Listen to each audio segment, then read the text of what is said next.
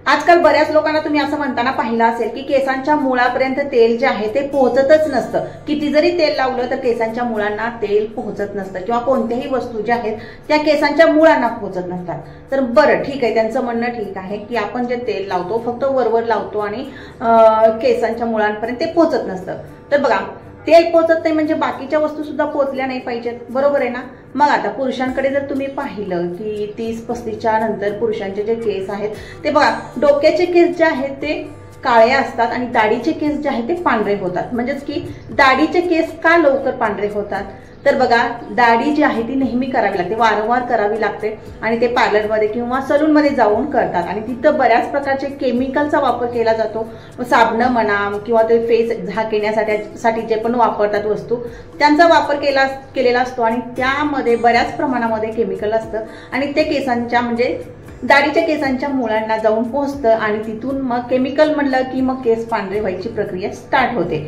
बऱ्याच लोकांचे तुम्ही पाहिले असतील की डोक्याचे जे केस आहेत ते पूर्णपणे काळे कुट्ट असतात आणि दाढीचे केस मात्र पांढरे झालेले असतात। मग हे असं का होतं?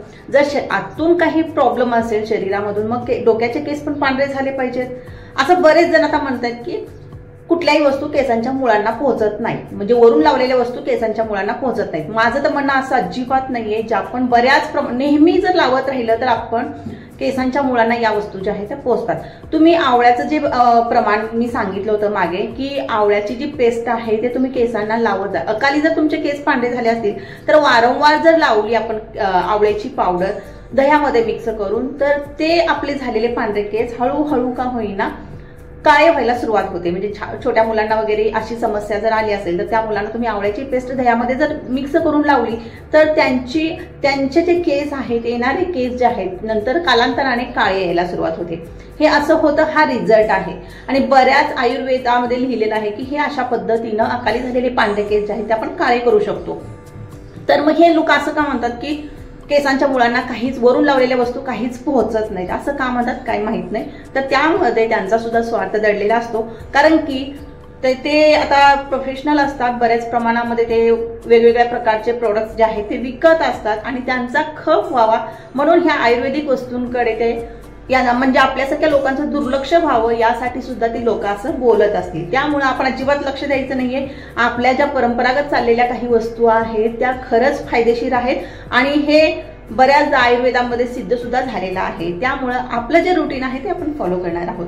मग या व्हिडिओमध्ये आपण काय पाहणार आहोत तर एक साधा सोपा उपाय पाहणार आहोत, ज्यामुळे आपले जे केस आहेत, हेअरफॉल जो आहे तो कमी होणार, गळती जी आहे ती कमी होणार आहे।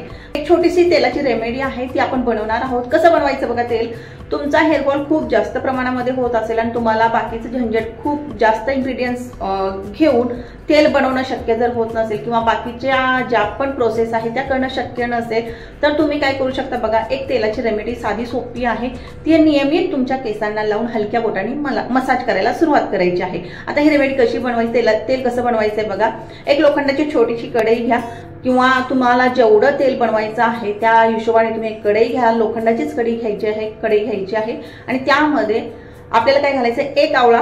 आता तुम्हाला जास्त प्रमाणामध्ये जर करायचं असेल तर जास्त तुम्ही आवळे घाला, एक आवळा आणि थोडंसं दोडका घालायचा आहे आपल्याला। दोडका आता म्हणाल की तर दोडका वगैरे काय आवश्यकता आहे तर घालून बघा, तुम्ही याचा रिझल्ट पहा, त्यानंतर तुम्ही मग मला परत येऊन कमेंट करा। बघा, आजकाल सगळं काही तुम्हाला ऑनलाईन गुगलवरती मिळतं, याचे फायदे काय त्याचे फायदे काय तुम्ही स्वतः प्रत्यक्षात पाहत जा त्याचे फायदे।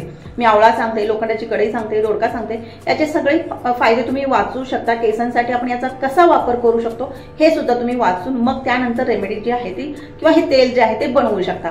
तर आपल्याला काय लागणार आहे, लोखंडाची कढई लागणारी आहे, एक आवळा लागणार आहे, थोडासा दोडका, देसी दोडका घ्यायचा, इथं कुठलाही दोडका दुसरा घ्यायचा नाही, देसी दोडका घ्यायचा, कट करून घ्यायचंय दोन्ही वस्तू। आवळ्यातलं बी जे आहे त्याची आपल्याला आवश्यकता नाहीये तर कट करून घ्या किंवा मिक्सरला हलकसं दरदर कुटून घ्या आणि हे लोखंडाच्या कढईमध्ये घालायचं आणि यामध्ये आपल्याला खोबऱ्याचं तेल किंवा तिळाचं तेल घालायचं आहे। या दोन्हीपैकी कोणतंही तेल घाला, शक्यतो आपल्याला मोहरीचं तेल इथं वापरायचं नाहीये। आणि हे साधारणतः एक 100 ते 150 ग्राम मी तेल घेतलेलं आहे, तिळाचं तेल घेतलेलं आहे। तुम्ही हवं तर तुमच्याकडे तिळाचं जर तेल नसेल तर तुम्ही काय करू शकता, यामध्ये खोबऱ्याचं तेल सुद्धा मिक्स करू शकता किंवा घालू शकता यामध्ये। आणि हे आपल्याला गॅसवरती ठेवायचे, साधारणतः 10 ते 15 मिनिटांसाठी स्लो गॅसवरती आपल्याला हे शिजवून घ्यायचं आहे।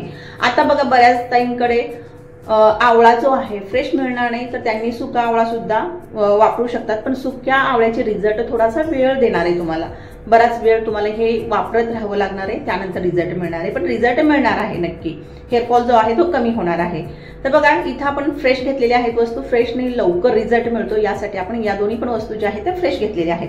10 ते 15 मिनिटांनंतर आपल्याला काय करायचं, हे असंच ठेवायचंय रात्रभर लोखंडाच्या कढईमध्ये आणि दुसऱ्या दिवशी गाळून आपण हे केसांना लावायला सुरुवात करायची आहे.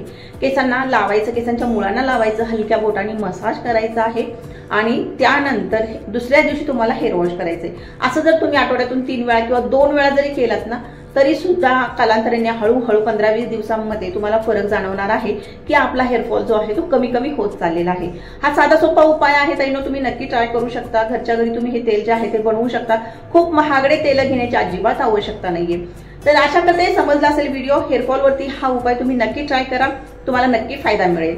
जर व्हिडिओ आवडला तर ताईनो व्हिडिओला लाईक नक्की करा. चॅनलवरती नवीन असाल तर चॅनलला सबस्क्राईब करून नक्की ठेवा, जेणेकरून आपली जी भेट आहे ती नेहमी होत राहील. तर बघा अशा प्रकारचे जे व्हिडिओ आहेत माझ्या चॅनलवरती येत राहतात स्किन केअर संदर्भात किंवा हेअर केअर संदर्भात. तुम्हाला जर या संदर्भात काही समस्या असतील तर त्या कमेंट करून मला नक्की सांगा, मी त्यावरती उपाय सांगेन किंवा त्या संदर्भात एखादा छोटासा व्हिडिओ बनवेन. तर चला भेटूया परत एका नवीन व्हिडिओमध्ये. तोपर्यंत बाय बाय.